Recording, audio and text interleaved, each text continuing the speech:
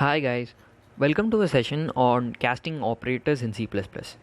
So before we move on to the various types of casting operators and their respective uses, let us first try to understand why we need casting operators. Consider these three lines of code. The first line in star p is equal to malloc 10. What it does is that it dynamically allocates 10 bytes of memory to a pointer p that is of type integer. It's an integer pointer. Now this piece of code works perfectly fine in C. However, in C++ this gives out an error.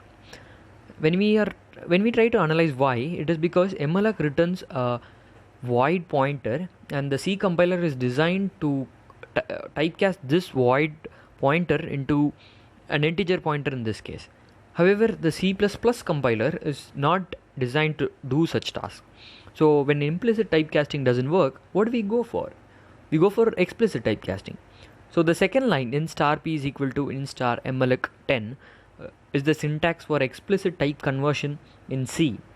It works perfectly well in C++ also, but however C++ has its own special syntax for explicit typecasting. So the major difference between these two syntaxes is the keyword static cast. Now it was just introduced for one minimal advantage, that is, if you are working with a huge piece of code and you want to specifically locate a particular casting that occurs anywhere, you can search for it is easier to search for a keyword rather than this piece of code. So that's the reason for the difference within the syntaxes.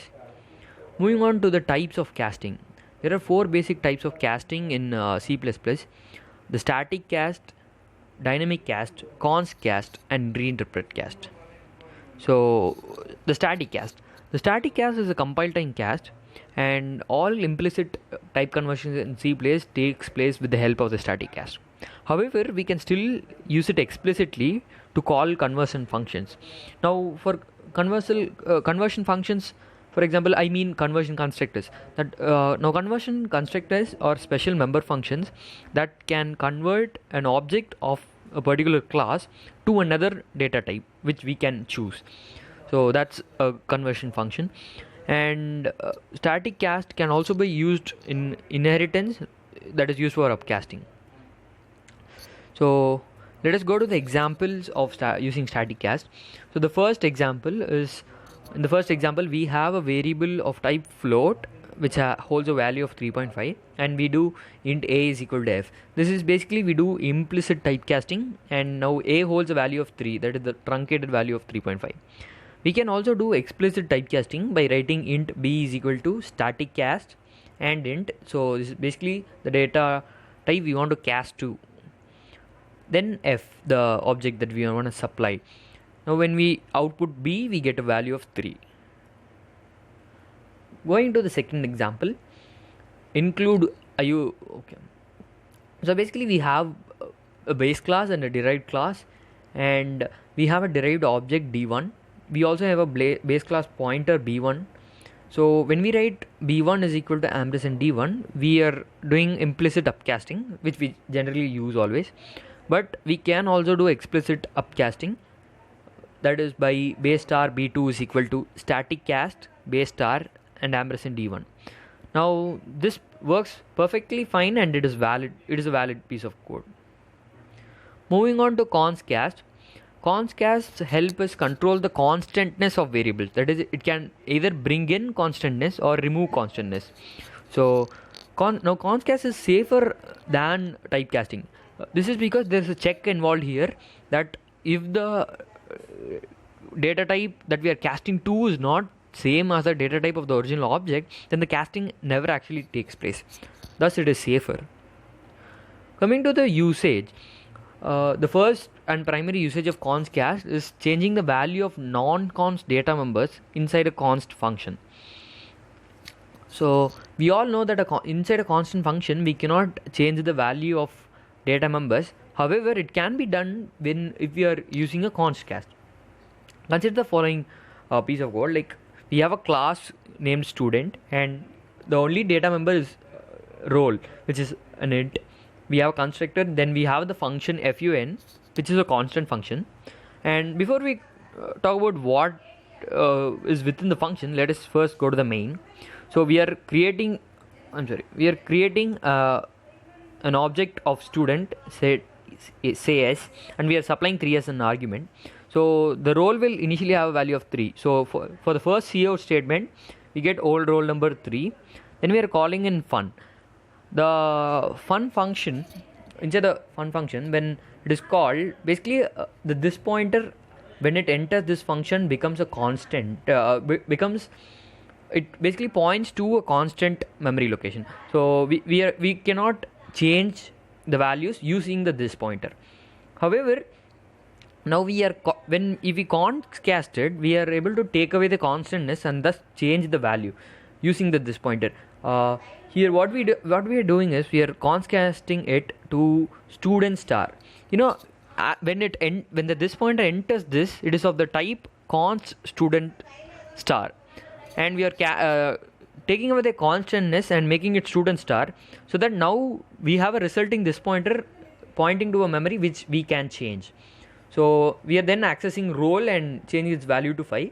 So that's what we'll get as for the second cout statement, new roll number 5. Okay, so moving on to the next usage, const cast can be used to pass constant data to a function that doesn't receive a constant. For example, say in this piece of code, I have a variable called val, which is a constant integer, and it holds a value of 10. Now I have a pointer to this constant integer, and I cannot supply this pointer to this function argument because the argument is not of type const int star but of int star. So I'm just typecasting this pointer ptr to another pointer of type just int star ptr1. So int star ptr1 is equal to const cast int star ptr. So this is basically the type that we want to convert to cast to. So now when we see out function ptr1, it's just the value pointed by ptr1, that is 10, gets sent there, and so it returns 20. So 20 is the output. The third usage is adding constantness to a variable. Still now we saw how to remove constantness. This piece of code explains how you can add constantness. So we basically have an integer variable x of value 5, and we have a pointer to this variable a. Now if we const cast it, say we are bringing in constantness, so we have to convert the data type from int star, data type of a, to const int star. So that's what we are doing, const cast const int star a. Now this results in a constant a pointer to a constant integer. So we have to have another pointer to a constant integer to actually store the return value. So type id dot name, what that does is it returns the data type of any given variable. So cout type id a dot name, that gives us pi. Now pi means pointer to an integer, and cout type id b dot name, that gives us pki, which is pointer to an integer constant, pointer to a constant integer basically. So we can see how we have made brought in constantness to a variable using const cast. Okay, now reinterpret cast. Reinterpret cast is a very special type of casting, yet it is really dangerous. That is because it can basically typecast from one pointer to any pointer of one data type to pointer of any other data type, and it involves no checking, so it is to be used under extreme precaution. So now it is used very minimally, and it is only used in cases where we want to typecast any pointer to its original data type, when we have made changes to it during the piece of programming. Now it doesn't have any return type because it doesn't return anything, and it simply converts only the pointer data type. It takes in only one parameter, that is the pointer whose data type you want to change. So the syntax is data type star name is equal to reinterpret cast data type pointer variable. So that's the general syntax. Now coming to the use of reinterpret cast, consider this piece of code where we have a structure named myStruct, and it has two integer variables x and y, one character variable c, and one bool variable b. Coming to the main, we are creating an object this structure, my struct named yes, and we are basically assigning values for all the data members of this structure yes. We are then creating a pointer, a pointer pointing to an integer star pointer, and we are writing this piece of code reinterpret cast int star ampersand s. So this is the memory diagram of s, wherein the first 4 bytes are allocated for x because it's an integer, then y is also an integer 4 bytes, c is a character 1 byte, and b is a bool 1 byte. So when we are assigning, when we are reinterpret casting s to a data of type int star, so basically what this code does is it makes p point to the starting address of s, that is the starting of x. It points to x, and being a pointer of type integer, it basically points to 4 bytes for starting from x. So it will basically point to this whole 4 bytes, that is x. Then when we see out star p, we are dereferencing, and it will give out the value of x, that is 5. Then we are doing pointer arithmetic, p plus plus. So we are increasing by 1, but in pointer arithmetic that increases it by 4 bytes, being an integer pointer. So then again see out, and we are dereferencing the value of y, which gives us 10. Then again pointer arithmetic. Now here the pointer jumps from pointing to y, the start of y, to c, the start of c. But however, being an integer pointer, it will point to 4 bytes starting from c. So now this will result in an error because we have data only for the next 2 bytes. So we want to reinterpret cast it.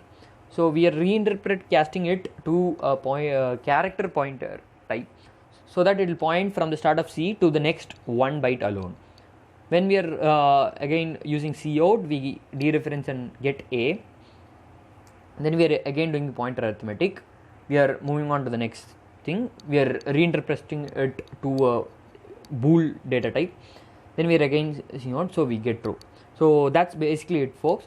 That's how reinterpret cast works, and we have seen 3 of the 4 basic data types.